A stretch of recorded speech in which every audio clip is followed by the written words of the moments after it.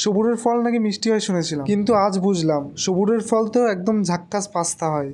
আজ কাজের থেকে তাড়াতাড়ি চলে এসেছিলাম, ভাবছিলাম বাড়িতে এসে এখন কি করা যায়। সেটা ভাবতে ভাবতে মাথায় একটা বুদ্ধি এলো।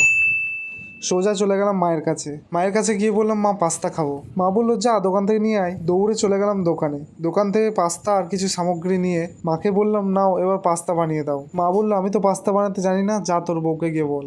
বউকে বললাম, কি গো একটু পাস্তা বানিয়ে দাও। বললো, চকলেট দিতে হবে, তাহলেই বানিয়ে দেবো। আমি বললাম, হ্যাঁ হ্যাঁ দেবো দেবো। এইভাবে শুরু হলো আজকে আমার পাস্তা খাওয়ার মিশন। মা দিল পাস্তা খাওয়ার পারমিশন, বউ দিল শর্ত, আর আমি দিলাম বউকে চকলেট। আমি বউকে বললাম, কি গো 2 মিনিটে বানিয়ে দাও। আমার বউ আমাকে বলল, এটা ম্যাগি নাকি যে 2 মিনিটে হয়ে যাবে। ও রান্না করছে আর আমি পাস্তাই বলছি কখন হবে কখন হবে।